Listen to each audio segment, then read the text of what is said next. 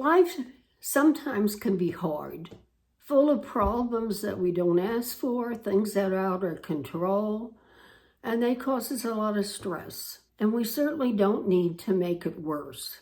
And too often we needlessly stress over things that we can change. So today we're going to talk about 5 pointless things, ways we destroy peace, and how to stop. Hi, my name is Happy Jones, and welcome to my channel.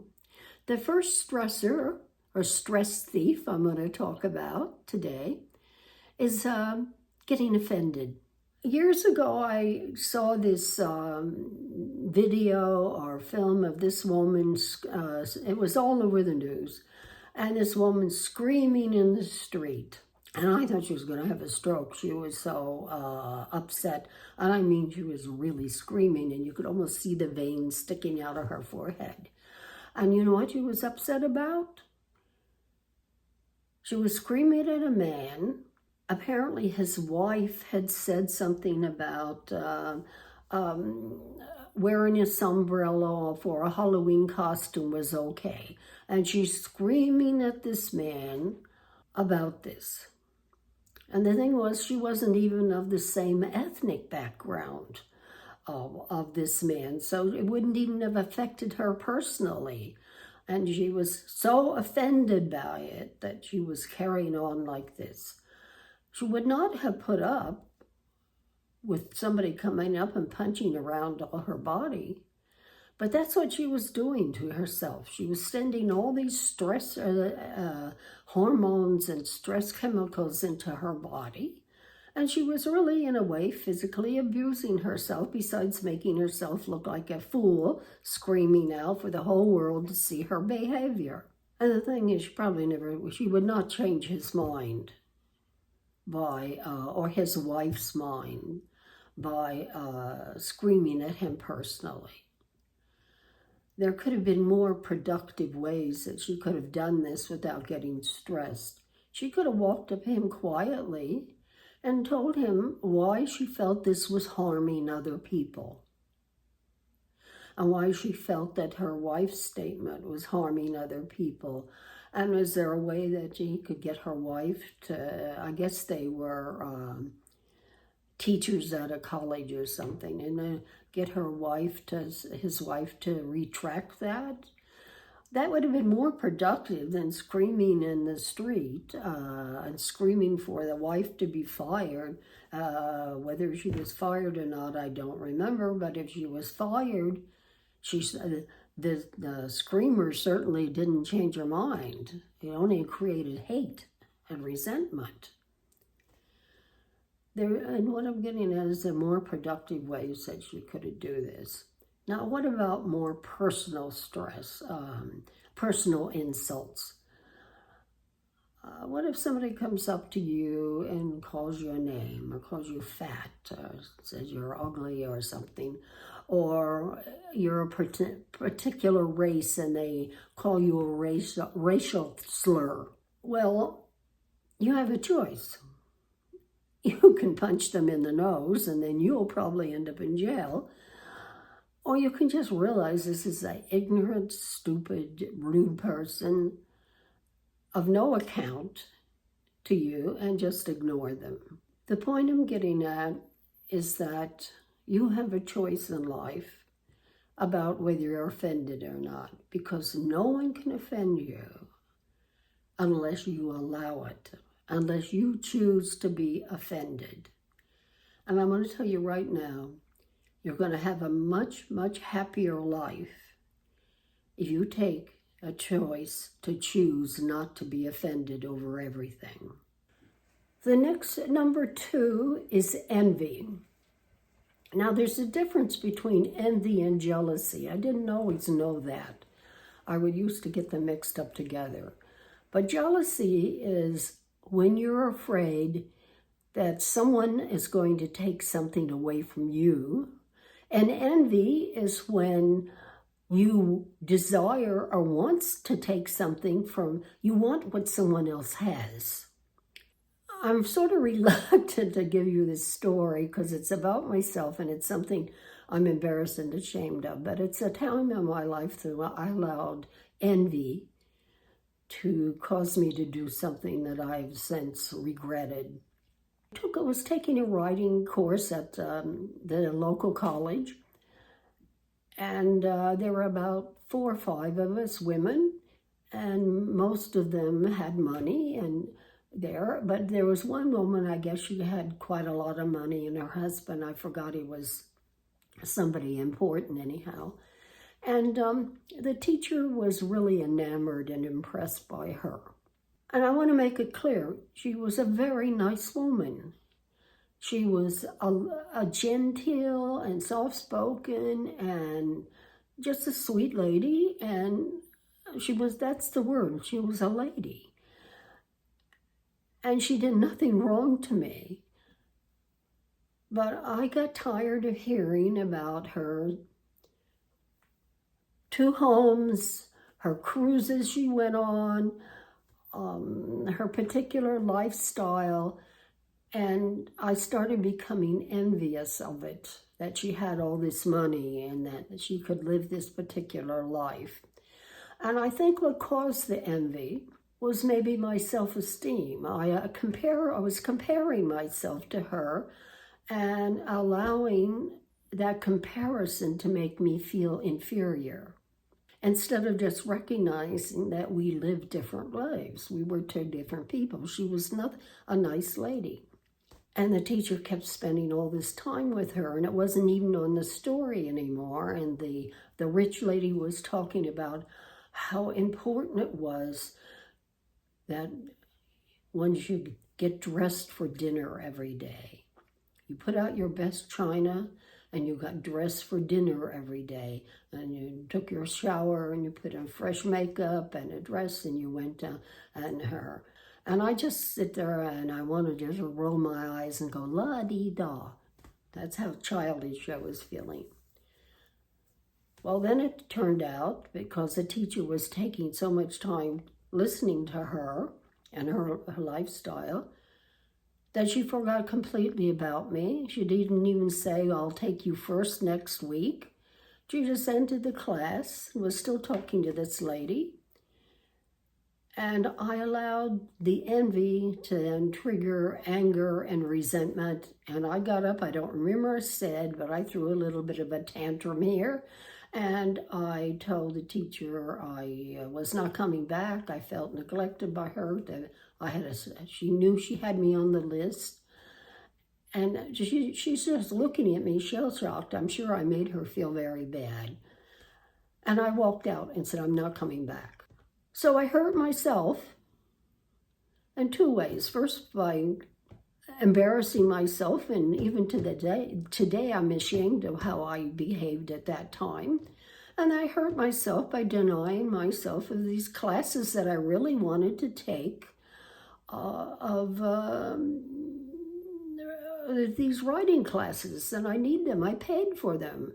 And then to make things even worse, is a couple of weeks later, I got a call and I got a contract to write a book, an offer for a contract to write a book, which I subsequently wrote and had published.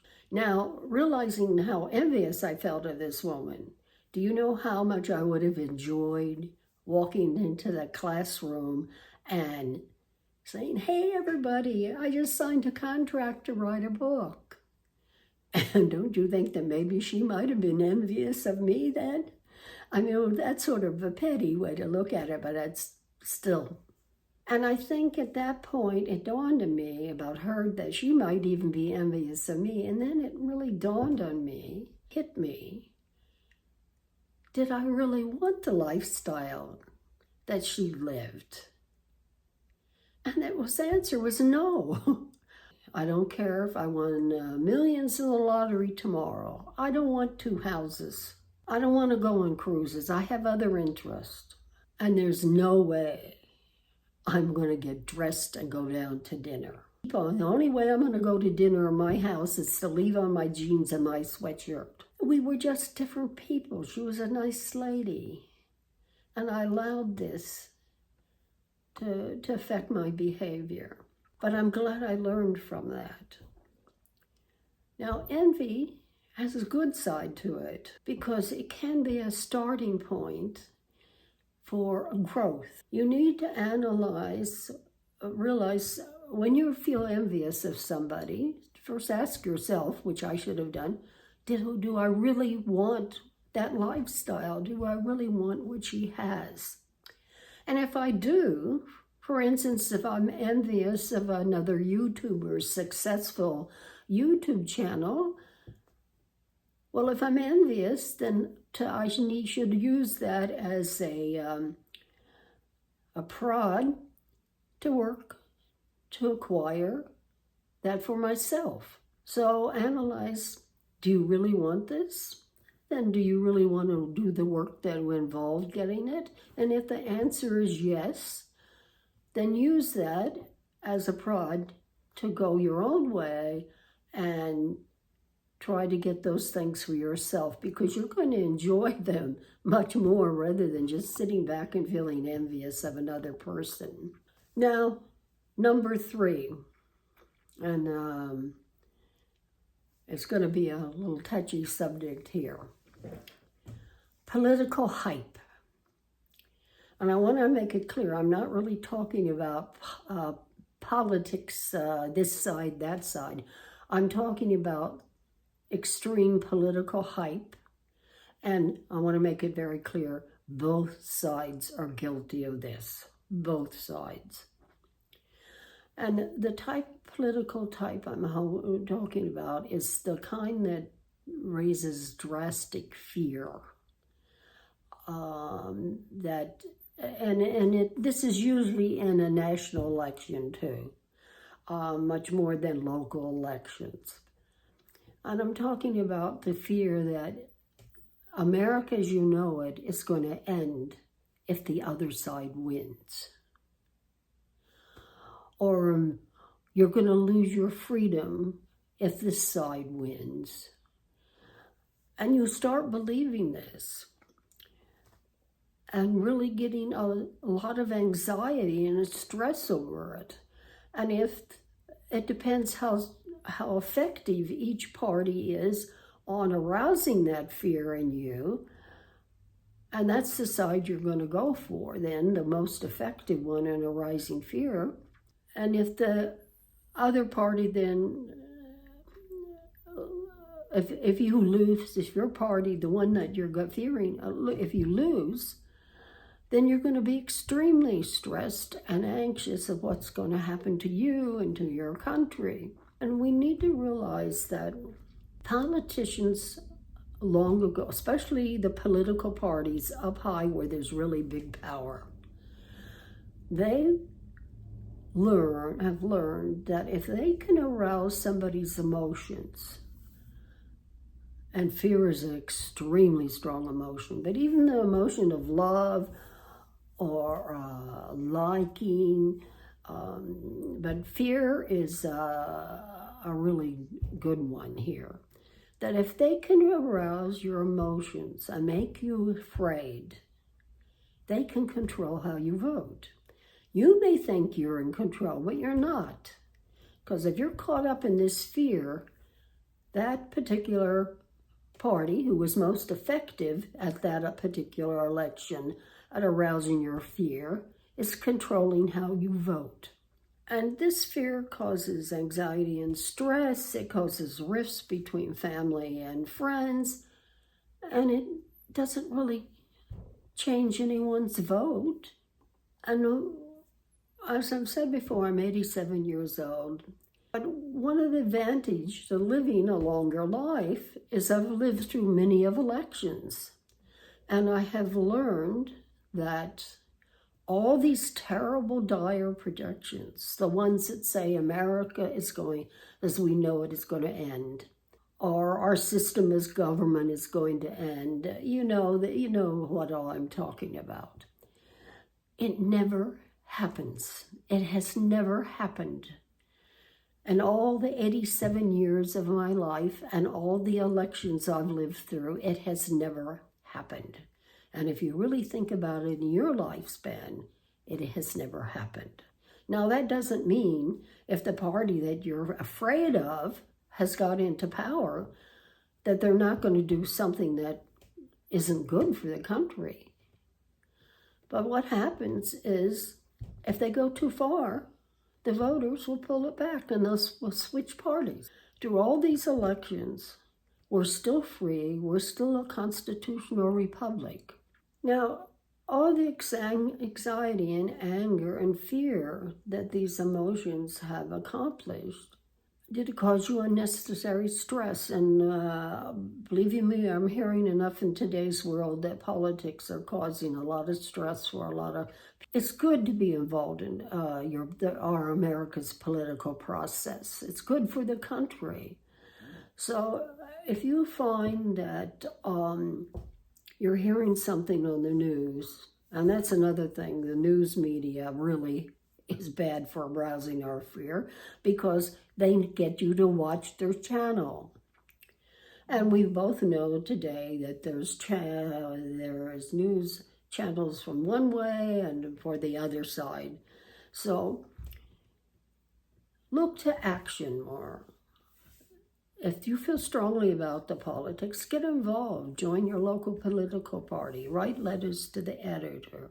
But don't let it affect you that you're scared to the degree that it hurts your relationship with friends or family, or makes you cry, or makes you unduly scared. And most important, don't let this type of political hype steal your peace and your happiness. Number 4 is worry. Recently, on YouTube, I was reading the comments on another channel, and a young man wrote a comment about he was waiting for results of a medical test, and he was really frightened of what the results would be.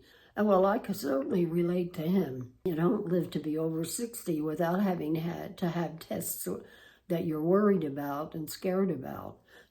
So if this happens to you and you're waiting for the results of a medical test, ask yourself, can you do anything about it now? Will it get the test result back to you faster? Well, it probably won't. There's probably nothing you can do about it getting it faster. So you're worrying for nothing. It's not being productive. It's just hurting you. And worse, what if the results are the worst thing you could hear?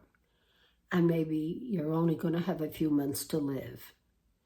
Well, then what you've done is you've taken that few hours or days of time of anxiety and stress, not living your precious few hours of time you have left of your life. So if this is happening to you and you've got that fear and you don't want to throw away any part of your life in case it's bad news, practice distracting yourself. Go take a walk. Look for small joys. Look out your window. Do you see a hummingbird around to watch the bird? Look for small joys, small things. And every time you start worry, distract yourself with something. Maybe even something like doing housework that you don't want to do. Get busy with something else is what I'm saying, to distract yourself. And another kind of worry problem we have, and this is a kind that keeps you up overnight, is you realize something was undone, you had to do something, or there's a problem waiting you tomorrow, and you've just realized about it, or just found out about it. For example, you're climbing into bed, and you all of a sudden remember your driver's license expired 2 days ago. Well, you have to then ask yourself, every time as you toss and turn and every time you can't go to sleep on it, can you do something about that now? While you're laying there in bed and it's dark outside and the motor vehicle department is closed, can you do something about it now? No, of course you can't. So tell yourself, I'll take care of it in the morning. And every time it comes into your mind, tell yourself again, I'll take care of it in the morning. And try to put it out of your mind, because now you know you're going to take care of it when you can take care of it. And our last stressor is procrastination. I'm having trouble saying S's, it seems like lately. Procrastination. Putting off till later something that we need to do, but we don't like doing it. And it hangs over our head all day. And that causes us stress. Having that hanging over our head all day long. We know we got to do it. And then sometimes the end of the day comes and we haven't done it yet. Or we do it last minute and a panic or rush and we're real stressed doing it and we don't do it right. So that causes another thing of unnecessary stress. It's something you have to do, so it's better to do it first. Get it over with. And I know that's sort of hard to do. For instance, I really don't like to work out. I do exercise at home, but I need to. And I'll put it off and put it off and put it off until it's 10 o'clock at night. And I know if I exercise then that late at night, I have trouble falling asleep because I'm too wide awake. But I really need to do it first thing in the morning. And the few times I've done that, it's so great all day long. I don't have to worry about it. Try to do it first and get it over with. And if it's still hard to do it and start with small steps. For example, with me, if I don't want to exercise, go get the yellow band. The minute I pick up that yellow band, I'm probably going to then start doing my exercise. So if you're a procrastinator and it's stressing you out, try to do it first thing in the morning. Do it first in your daily chores and figure out a few small steps. Write them down, a few small steps. So remember, you have the power to prevent these 5 stressors from stealing your peace. Recognize them and choose to reclaim control of your happiness. Well, I think this sort of wraps it up for today, so I'm going to end it here. Thanks for stopping by. And remember, you have the power to stop these particular 5 stressors. So don't let them ruin your peace. And don't forget to hit the subscribe button. I think it's right over here. I'll know for sure when I look at this video.